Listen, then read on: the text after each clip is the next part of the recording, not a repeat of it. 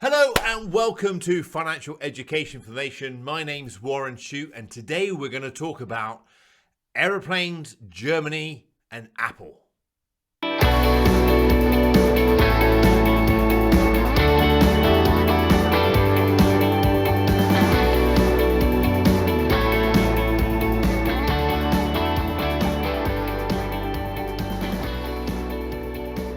This episode of the Money Planner has been sponsored by Idealo, the price comparison website. Okay, so what do I mean? Aeroplanes, Germany, and Apple. Well, three significant events that reminded me of my childhood occurred over the last few weeks, and I started thinking about them and investing, and I wanted to share it with you, what I was sort of going through and what I was sort of talking about. In the first one really was Boeing. British Airways became the latest airline to retire its 747-400 fleet.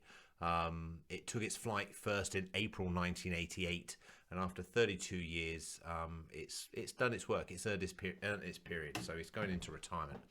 Now, that was significant for me because when I was about 11 or 12, something like that, so it was about 88, I think. We took a flight in a 747-400 to Australia with my family. It's the first flight I'd ever taken. So obviously, like you do, you go for the longest flight distance possible in one of the biggest planes possible. I was just, as like any other 11-year-old, buzzed. Don't get the wrong impression. I didn't grow up privileged. We didn't take lots of flights. That was my first flight, and it was my only flight until I was then about 16. The second event that was in history this week was the unification of East and West Germany that happened 30 years ago. Now, I remember that very well because I know many of you don't realize I used to do a lot of martial arts, and I was do taekwondo, and I trained to quite a good standard, and I was competing, I think, or training at least in Bath, and I was driving home with my friend Lee, and it was on the radio, and we would just listen to it all the way home.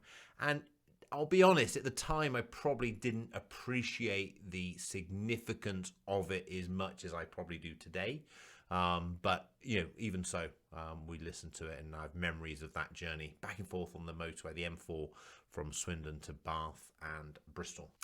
And then Apple launched its latest iPhone 12. Now, I actually had the iPhone 1. I had the iPhone 1, and it came out in June 2007. I actually bought mine, I think, a bit later, probably August. I'm not one for queuing, so I probably waited for the drama to calm down, and I bought it. And I remember being at a conference, which would have been about September, October time, I think. That's conference time. We just had a conference right now with a good friend of mine, Keith, and he was basically taking the mickey out of the iPhone 1 because he said, what do you need that for? BlackBerry is the way forward. BlackBerry is for business.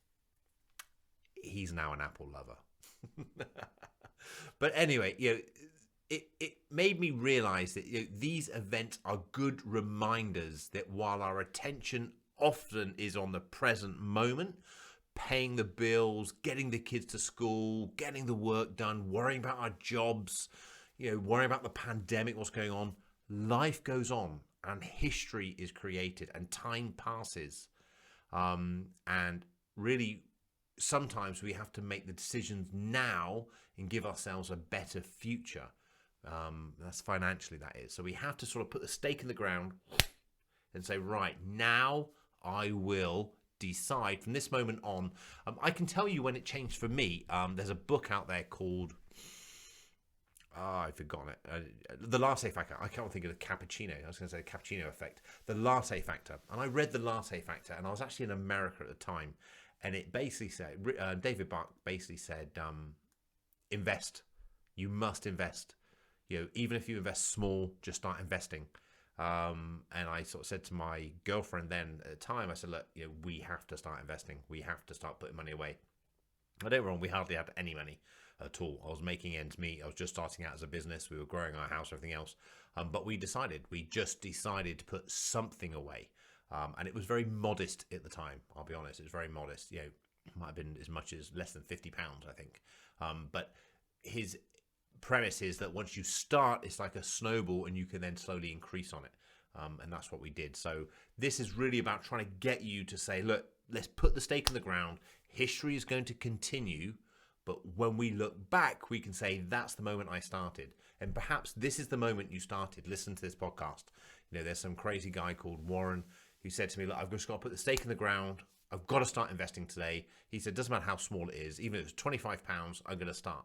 So that literally, that next pay packet, automatic payment, I automated it and started putting it into a ISA, I think, or a PEP, whatever it was back then. But what I wanted to say to you is, look, what if I didn't take that flight to Australia? What if I didn't get on that plane, but I took the £1,000 and I invested it in Boeing shares? Well, over that 32-year period, my £1,000 would now be worth around about 13,600.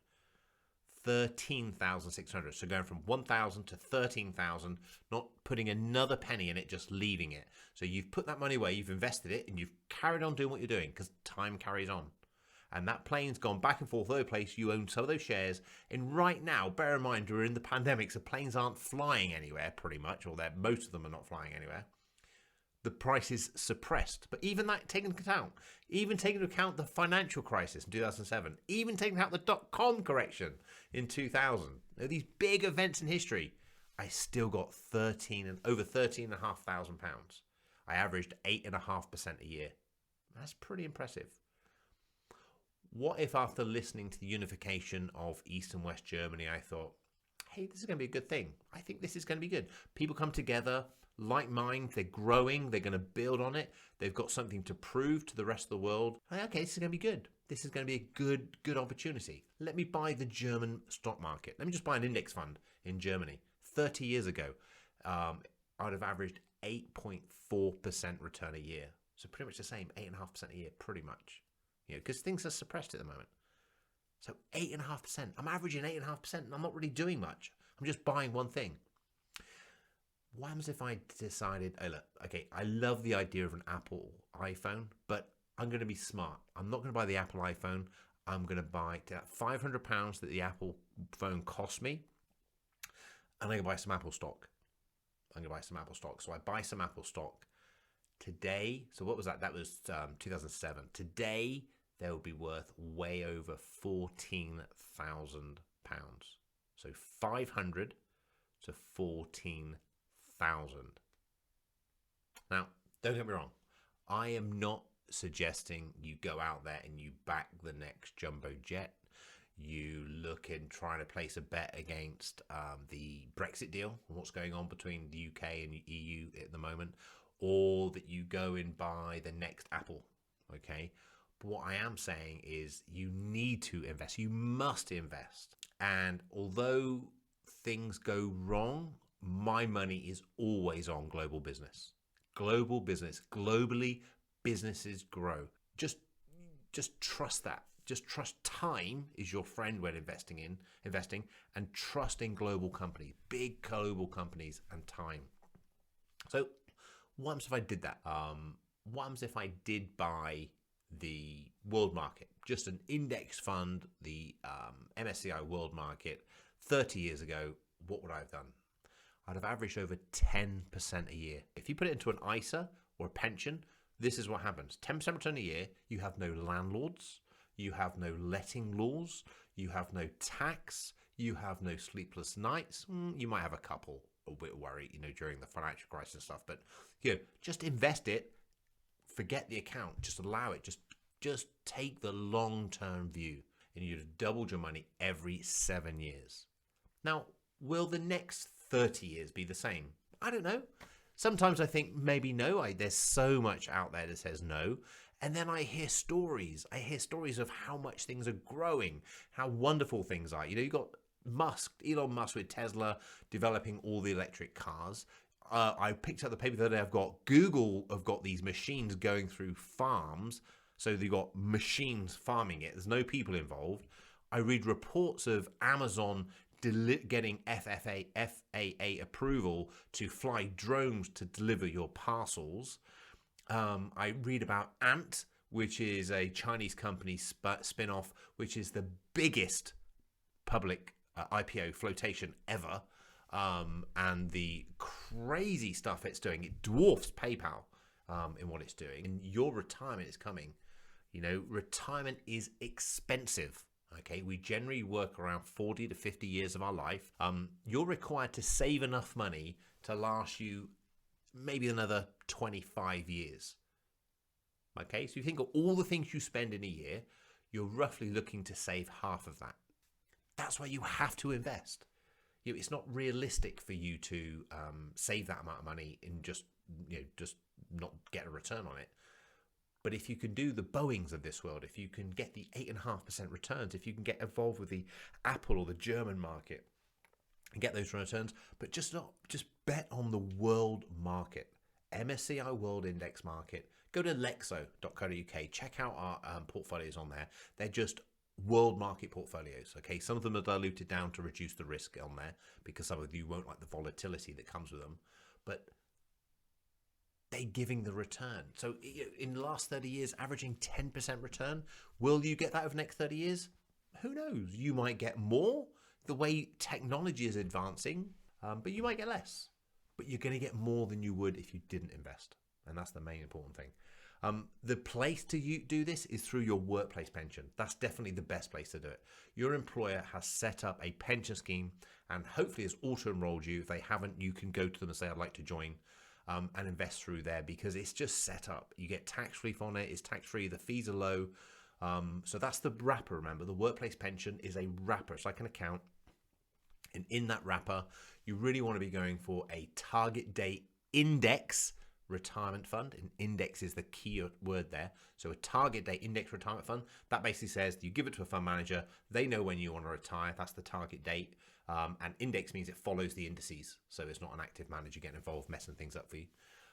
If you can't have a target date index fund, look at an index life strategy fund. So again, index life strategy fund. And they're basically different risk ratings. So depending on your life strategy, what your rules are, you can have a very aggressive one or you can have a more cautious one. So there'll be different one. The first one is based on time. So there'll be like one that when you retire in 2030, 2040, 2050, you may not have the exact date, but you get the one closest you can. So you choose that. So as you get closer to your date, it becomes more cautious. And then the life strategy fund basically is on a risk basis. So you've got a cautious, a medium or aggressive one. And if you've got time on your side, take the aggressive option because you've got time on your side. If you don't have access to either of those two, then go for a global index fund. And that's basically just saying, well, I'm just going to invest in the global stock market. So if you do get stuck on any of those, please message me. I do respond to you. If I'm ever a bit late, I do apologize. I get a lot of inquiries, but I do respond to everyone. And if I haven't responded to you, it means I haven't read it. So message me again. And if you're stuck and you haven't got a pension at all, then check out lexo.co.uk. We're just doing a revamp on that at the moment, but it's still functional and stuff like that, so you can get it from there. So big five this week. 5 things that I want you to do about your retirement planning, okay? Planning for retirement should be your number 1 priority. Number 1, get a state pension forecast. Don't dismiss this. State pension's decent. I like it. It's not perfect, but it's a chunk of money for you. So either go to gov.uk/check-state-pension. Make sure it's a gov.uk site because there are lots of other people who charge you for it. It's free. You can go on there, log in, and you get state pension forecast. Alternatively, do it in paper format. Download a BR19 form. State pension number 1. Number 2, get your defined benefit pension statement. So if you've been a member of a final salary in the past, a defined benefit pension scheme, same thing. Get a statement and get that and have a look what you're likely to retire on. Have a look at the statement. Be really careful. When the figure they quote you, is it as of the date of leaving?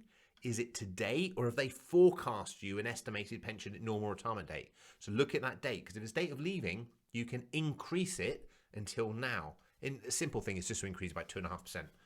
Because it's inflation. They're all different, and that's a massive generalization. If the pension person's listening, they'll be laughing at me, but 2.5%, you're not going to go far wrong. Number 3, get your defined contribution valuation statement.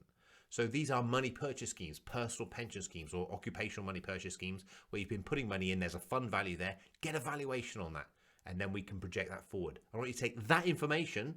Number 4, I want you to go to the Money Advice Service pension calculator, which is yourpension.gov.uk/pension-calculator. Now remember, all this is on a blog on warrenshute.com. So you go to warrenshute.com, there'll be a blog that represents this show.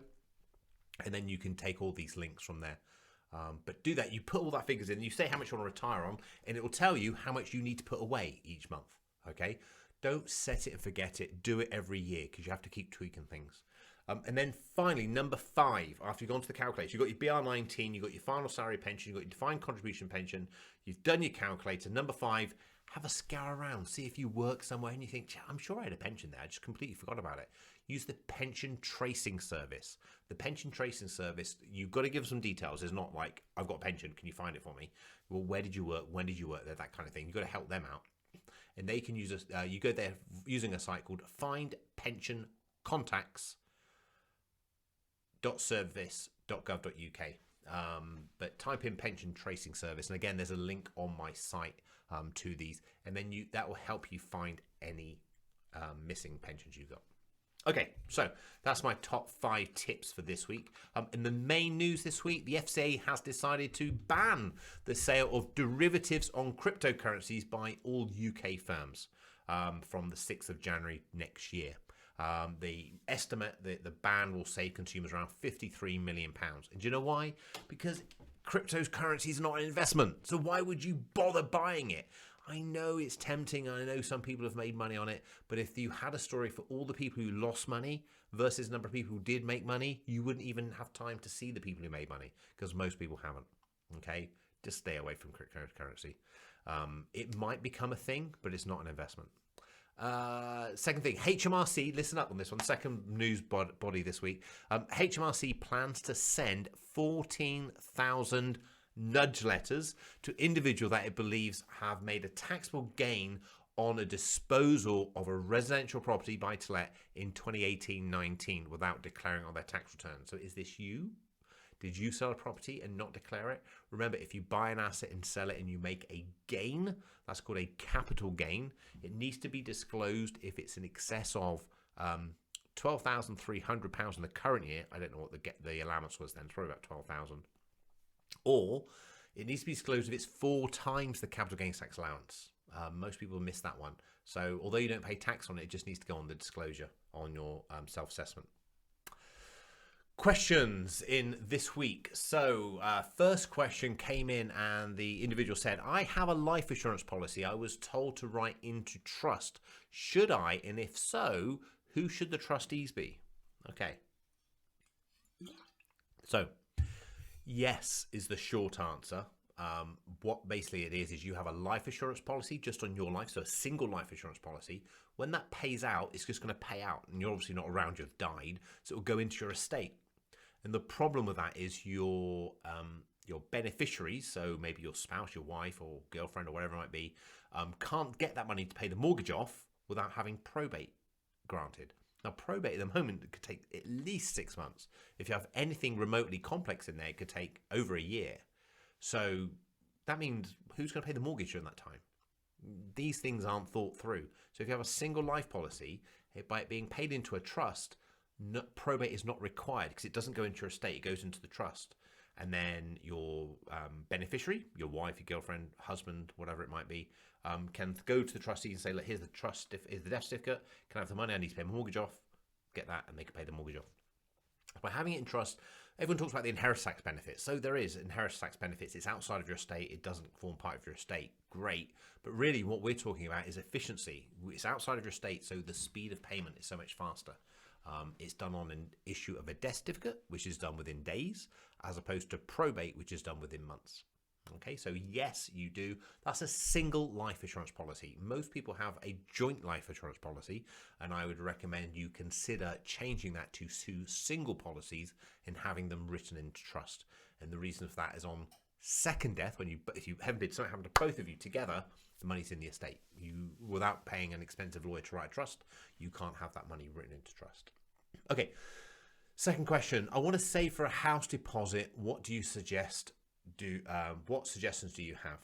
So I suggest you look at your income and you allow roughly no more than half of your income to run your house at the moment. Okay, so if you're living in a rental or whatever, so that pays all your bills, you allow about 30% of that money for general spending, so a third of it for general spending, and therefore you should have about 20% left. I suggest you save that 20% for your house deposit. And when you save your house deposit, the first place you want to put it is into a LISA. No, a LISA. No, I got a LISA. I was going to say lifetime ISA, that's why. You put it into a lifetime individual savers account, which is known as a LISA. The reason for that is on the first £4,000, you get a 25% bonus. And obviously that bonus is going to help you go towards buying your first house. So if you're going to buy in the next, say, 5 years, maybe 3 years, just put it in cash in the LISA. You're not going to get a return on it. I respect that. But you're going to get a 25% bonus on any money you put in, which outweighs that massively. If you're younger and you think, actually, you know what, I'm going to buy a house in the future, I just don't want to settle down just yet, I'm still career-minded, I'm growing my education and my career, then go into equities and allow 5 years to grow that money. So come to the section of the show called The Smarter Spender. Spending money is not bad. Spending other people's money is. Be money smart. Spend the money you can afford and get the best deals you can. And this is sponsored by Idealo, the price comparison website. And the reason I have it sponsored by Idealo is because I want to put them in the forefront of your mind. Because, look, it's good to spend money. It's nice to spend money. It allows the economy to go through. I don't want you to all to be like super duper frugal and hoard all your money, because it can be boring. But in the same breath, I don't want you spending money you don't have, and you spend after you've saved, remember? So you've got your allocation, you're saving 20% of your money, and you spend 30. But when you spend that money, I want you to get the best price you can for everything. And I use Idealo. I've done it for years. Every time I buy something, and every time I buy something of significant value, I appreciate if I'm just buying something modest, I don't.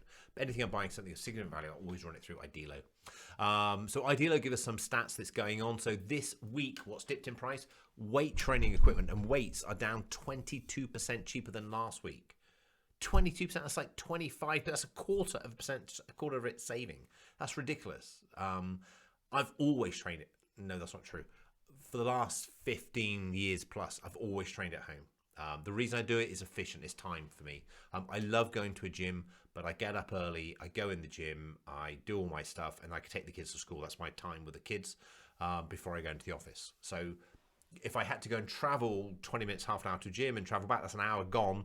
In the morning, I don't have that. You know, I'm up at sort of 5:36 as it is. I don't want to go up any earlier. So I like training at home. It works for me. It's very convenient.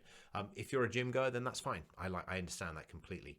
But just make sure you're doing some exercise. But yeah, so that's great. 22% lower than last week. What's going well this week? What are people buying? Capsule coffee machines. Go figure. Capsule coffee machines. They're 21% cheaper than compared to buying a more expensive time of the year, which was May and June. So they're 21% cheaper this time of year as opposed to May and June. And they think this week consumers will be buying kitchen appliances, I guess getting ready for Christmas, all those festivities that are going on.